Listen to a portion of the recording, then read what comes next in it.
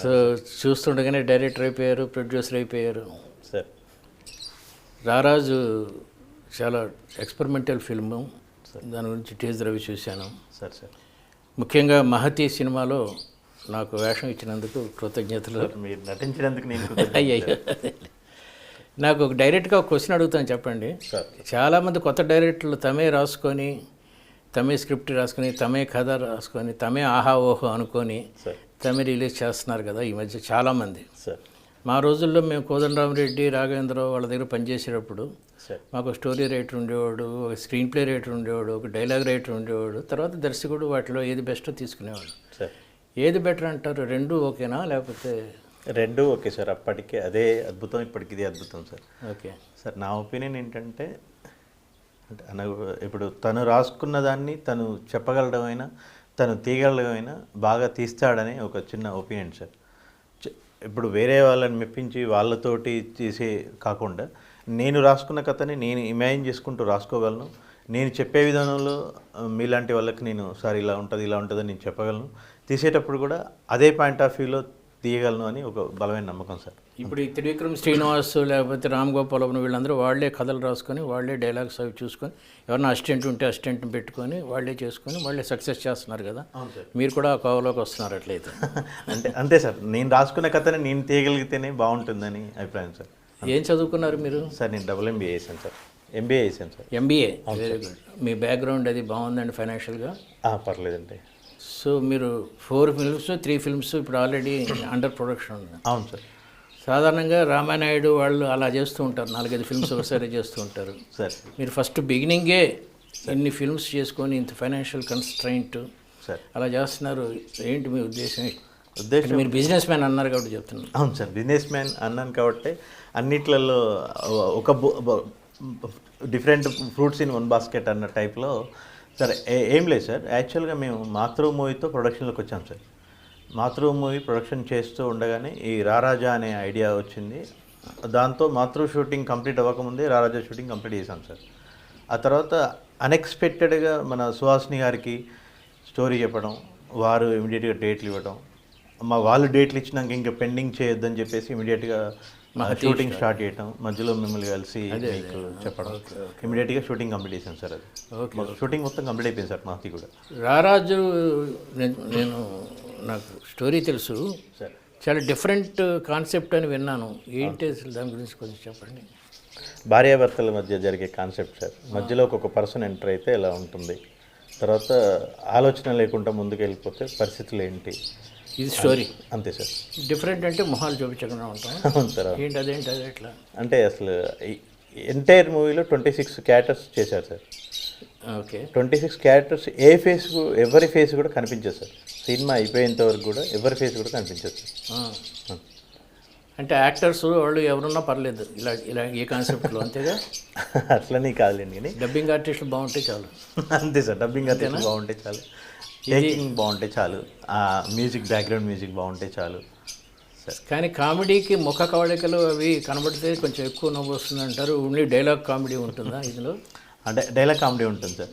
ఇప్పుడు మీ నావెల్స్లో కానివ్వండి, మీరు చెప్పే కథలలో కానివ్వండి, చదివినప్పుడు ప్రతి వ్యక్తి తనను తాను ఊహించుకొని చదువుకుంటాడు సార్. మ్యాక్సిమం కేసెస్ అంతేనండి. మ్యాక్సిమం కేసెస్ నేనైతే ఇలా ఉండేవాడిని అని ఊహించుకొని చదువుకుంటారు.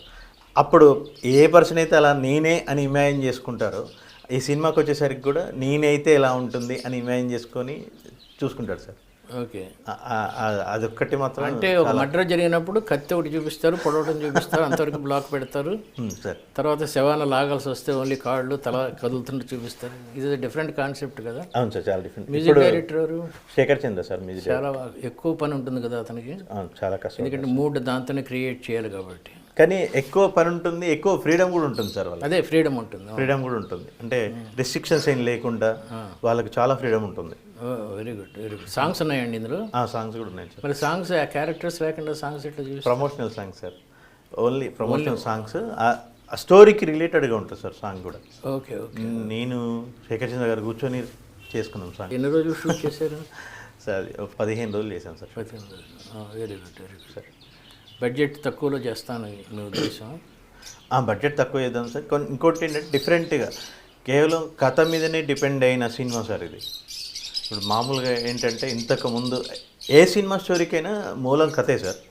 కానీ ఇప్పుడు ఏంటంటే ఇంతకుముందు సినియారియాలో హీరో పలానా హీరోని, పలానా హీరోయిన్ని, పలానా క్యారెక్టర్ ఆర్టిస్ట్ని చూసుకొని ఆ సినిమాకి వచ్చేవాళ్ళు.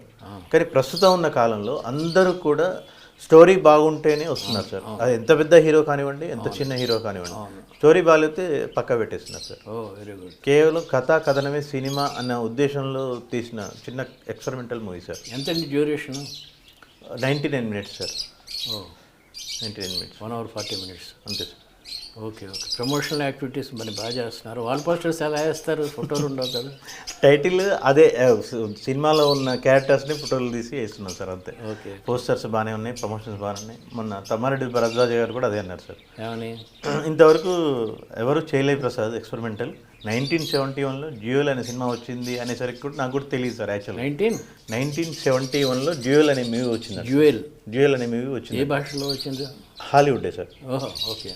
కానీ ఆ దాంట్లో కూడా ట్రక్ కారు కనిపిస్తుండే అన్నారు. కానీ దాంట్లో ఒక పర్సన్ కూడా కనిపించాడు. కానీ మన మూవీలో అసలు ఏ పర్సన్ కనిపించారు సార్, అసలు ఒక్క పర్సన్ కూడా కనిపించారు.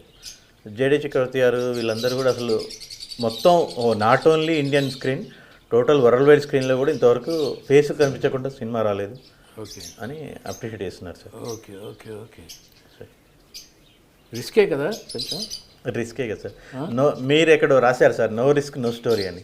అవునండి. No success, no risk no story no success అని రాశారు. అవునండి, అవును. కానీ బాగా చేస్తున్నారు ఇది. కానీ సక్సెస్ అయితే చాలామంది అటెంప్ట్ చేయొచ్చు. హీరోస్ కూడా అక్కర్లేకుండా స్టోరీ బలంగా ఉంటే సార్. ఇప్పుడు సింగిల్ మ్యాన్తో చేశారు కదా, సునీల్ దత్తో యాదైన ఒక సినిమా వచ్చింది ఇందులో, ఒకడే ఆర్టిస్టు. అలాగే డైలాగ్ లేకుండా సంగీతం శ్రీనివాసరావు గారు ఒకటి పుష్పక విమానం ఒకటి చేశారు. ఇది థర్డ్ సక్సెస్ అవుతుంది. థర్డ్ ఫిల్మ్ అవుతుంది సార్ ఈ టైప్ ఆఫ్ జోనర్లో. అవును సార్. ఏమేమి సినిమాలు చేశారండి ఇప్పటికి మీరు? సార్ ఇప్పుడు మాతృ ప్రొడక్షన్ చేశారు. Production sir. మీరు ప్రొడ్యూసర్? ప్రొడ్యూసర్ చేశాను. డైరెక్టర్ వేరే సార్. ఓకే. దాంట్లో 3 songs నేనే రాశాను సార్. మళ్ళీ ఈ రారాజు ఇది ఒకటి సార్. మళ్ళీ మనం అందరం కలిసి రారాజులో సాంగ్స్ కూడా మీరే రాశారు? నేనే రాశాను. ఇప్పుడు మహతిలో అంటే ఇంకా ఆడియో సెట్టింగ్స్ ఏం జరగలేదు సార్. ఇంకా సాంగ్స్ చేయలేదు సార్. మీరే రాస్తారా? స్టోరీ నేనే రాయను songs. Depends upon situation. Okay. వాళ్ళు మన మ్యూజిక్ డైరెక్టర్లు ఇచ్చిన ట్యూన్ బేస్ చేసుకొని రాయటం కదా సార్. అదేలేండి. స్టోరీ మాత్రం అంతే అయిపోయింది sir. Talkie part completed sir. ఇప్పుడు మీరే సాంగ్స్ రాసి, మీరే డైలాగ్స్ రాసి, మీరే స్టోరీ రాసి, యాక్టర్స్ లేకుండా చేస్తే సినిమా ఫీల్డ్ వాళ్ళు గొడవ పెట్టేస్తారు కదండి. అయ్యో అట్లా ఏం లేదు సార్. ఇంకోటి నేనేదో మార్చాలి కాదు, మీ అభిరుచి అంతే సార్. అభిరుచి అంతే. జస్ట్ ఒక ఎక్స్పెరిమెంటల్ లాగా ఇలా కూడా చేయొచ్చు అని చూపించడం కోసం సార్. ఇప్పుడు రారాజులో ఫేసెస్ చూపించాను. ఇలాంటి స్పెషాలిటీ మాతృలో కూడా ఉందా ఏమన్నా? ఏం లేదు సార్. కానీ జేడీ గారు అడిగారు, జేడీ గారి కోసం ఒక స్టోరీ రాసాము. సినిమా మొత్తంలో కూడా అన్ని క్యారెక్టర్స్ ఏం కనిపించకుండా ఒక జేడీ చక్రవర్తి గారే కనిపిస్తారు. అంటే ఎవరితో మాట్లాడతాడు? అందరితో. మదర్తో మాట్లాడతాడు. మదర్ ఉండదు? మదర్ ఉంటుంది. మదర్ ఫేస్ చూపించాం అంతే. సజెషన్ తీసుకుంటాం. ఓకే. అది టైం పడుతుంది సార్, చాలా టైం పడుతుంది. ఇంకా లైన్ అయితే ఓకే అయింది, కానీ ఇంకా 2 years పట్టచ్చు, 3 years పట్టచ్చు. జేడీ గారి డైరెక్షన్, మీ డైరెక్షన్? నా డైరెక్షన్లో జేడీ గారితో యాక్ట్ చేస్తారు. యాక్ట్ చేస్తారు సార్. మాతృకి ఇంకా ఏంటండి స్పెషాలిటీస్? మాతృలో అందరు కాస్టింగ్ అంతా పెద్ద కాస్టింగ్ సార్. మాతృలో సార్ ఆమని గారు, రోజాపూలు, మన శ్రీరామ్ గారు, రవి కాలే గారు, దేవి ప్రసాద్ గారు, అందరూ కూడా మంచి కాస్టింగ్. అందరూ కూడా సాంగ్స్ ఉన్నాయి. అందులో కూడా సాంగ్స్ ఉన్నాయి. ఇప్పుడు ఈ పిక్చర్ రారాజులో సాంగ్స్ ఎక్కడ షూట్ చేస్తున్నారా? బయట లొకేషన్స్? లేదు సార్, ఒకటే సాంగ్ అయిపోయింది సార్. ఆల్రెడీ సాంగ్ అయిపోయింది. March 7th రిలీజ్ పెట్టుకున్నాం సార్. మహతిలో సాంగ్స్ ఎక్కడ షూట్ చేస్తున్నారు? ఒకటి కొడైకెనాల్ అనుకున్నాం సార్, సుహాసిని గారిది. ఒకటి లోకల్లోనే, టైటిల్ సాంగ్ లోకల్లోనే ఉంది సార్, సుహాసిని మీద. సుహాసిని మీద బాగా కాదు సార్, సందీప్ మాధవ్ హీరో గారు ఉన్నారు. హీరోయిన్ల మీద లోకల్లో. మళ్ళీ ఒకటి మాంటే సాంగ్ ఉంది సార్. ఓకే. ఇప్పుడు 3 సినిమాలు మీరు చెప్పినట్టు 3 సినిమాలు అయినాయి ఇప్పటికి. అవును సార్. ఆల్రెడీ మీరు ఒక సినిమా ప్రొడ్యూస్ చేశారు, 2 సినిమాలు డైరెక్ట్ చేశారు, కొన్ని ప్రొడ్యూస్ కూడా చేశారు. అవును సార్. రెండిట్లో. అవును సార్. మీరు కొత్త డైరెక్టర్లకి ఏమి సజెషన్ ఇస్తారండి? ఏం లేదు సార్, ఇప్పుడు కథ బలంగా ఉండాలి చెప్పారు. కథ బలంగా ఉండాలి సార్. చిలికితే వెంటనే అమృతం రాలేదు సార్. అమృతం రాలేదు. అన్నీ వస్తాయి, చెప్పులు వస్తాయి, బూట్లు వస్తాయి, అన్నీ వస్తాయి, చెత్త వస్తుంది, అన్నీ వస్తుంది. అలాగే కంటిన్యూటీగా కష్టపడడమే ఇంపార్టెంట్ సార్. కష్టపడటం అనే వరుడు నేను కష్టపడడం కదా సార్, తెలివిగా కష్టపడటం, కృషి చేయటం. అవును సార్, కృషి కష్టపడటం అంటే ఇష్టం లేనిది చేయటం. అవును సార్, ఇష్టం లేని చేయడం కష్టపడడం. షూటింగ్కి వెళ్తున్నప్పుడు అబ్బాయి ఎందుకు వచ్చిన కూడా అనుకోలేదు కదా సార్. కష్టపడటం అంటే అది. అవును సార్, ఆనందంగానే వెళ్ళారు కదా. ఆనందంగా వెళ్ళాను సార్. దాంట్లోనే చాలామంది ఏంటంటే సార్, ఇప్పుడు 11 మంది పరుగు పందెంలో 11 మంది పరిగెడుతున్నారు, ఎవరో ఒకరు గెలుస్తారని అందరికీ తెలుసు. అట్లని చెప్పి మిగతా 10 మంది ఆగిపోరు కదా సార్. చివరి వరకు ఆడి పోరాడి ఓడినా కూడా ఓడినా కూడా గెలిచిన వాటితోటే సమానం. అవునండి. అక్కడి వరకు పోరాడడం అనేది ఇంపార్టెంట్. అవును. అయిపోయింది కదా ఇంకా నా వల్ల కాదు అని వెనక్కి రావడం కంటే ఇష్టంతో దిగినాం కాబట్టి చివరి వరకు వెళ్ళటమే, ఏ రిజల్ట్ వచ్చినా చేసుకుంటూ వెళ్ళిపోవడమే. ఇప్పుడు మన రారాజా రిలీజ్ పెట్టుకున్నాం సార్, ప్రేక్షక దేవుళ్ళు ఆదరిస్తే హ్యాపీ, ఆదరించకపోయినా నాకు సపోర్టే. సరే, మనం సినిమా ఇండస్ట్రీలో ఉన్నాము, మనం ఒక సినిమా రాసుకున్నాము, తీసాము, బయట ప్రజెంట్ చేయగలిగాము, అది అక్కడ వరకు చాలా హ్యాపీ సార్. చాలు, రిలీజ్ అయితే సగం అంతే, డెలివరీ అయిపోయినట్టు. అంతే కదా సార్. కృషి చేయడం, మీరు అన్నట్టుగా కృషి చేయడం అనేది చాలు, అంతే సార్. ఇప్పుడు రారాజు ఫస్ట్ రిలీజ్ అండి నా ఈ 3 సినిమాల్లో. అవును సార్, రారాజా ఫస్ట్ రిలీజ్ సార్. మేలో మాతృ రిలీజ్, తర్వాత మహతి, సెప్టెంబర్ అక్టోబర్లో మహతి రిలీజ్. మీరు అన్నట్టు ఒక గంపలో 4 పళ్ళు పెట్టుకొని ఒక పండు అమ్మకపోయినా ఇంకో పండు అమ్మకపోతుంది. ఈ డబ్బులు మంచి కాన్సెప్ట్. ప్రొడ్యూసర్లకు ఏమైనా ఇలాంటి సలహా ఏమైనా ఇస్తారా? ప్రొడ్యూసర్లకు సలహా ఇచ్చేంత పెద్దవాడిని కాదు. కాదు 4 ఫిల్మ్స్ చేసిన ప్రొడ్యూసర్ ఒకటేసారి ఫస్ట్ 4 ఫిల్మ్స్ చేసినప్పుడు నాకు తెలిసినంతలో సినిమా చరిత్రలో ఎవరు లేరండి. లేరు, ఒప్పుకుంటారు కదా, ఎవరు లేరు నాకు తెలిసినట్టు. 4 ఫిల్మ్స్ చేసేవాళ్ళు ఇప్పుడు అరవింద్, రామనాయుడు వాళ్ళు చేసి ఉంటే ఇప్పుడు చేసి ఉంటారు. కానీ ఫస్ట్ స్టార్ట్ చేయటమే ఏదో కొంచెం డబ్బులు పట్టుకొచ్చి ఒక పిక్చర్ చేసి హిట్ ప్రొడ్యూసర్ అలాంటి వాళ్ళు ఉన్నారు. కానీ 4 ఫిల్మ్స్ ఒకటేసారి చేసిన వాళ్ళు మీరు ఒక్కరే నాకు తెలిసినంతలో. ఆ అనుభవంతో ఏమైనా కష్టాలు పడ్డారు ఫైనాన్షియల్గా, రాత్రి వడ్డీలు లేక.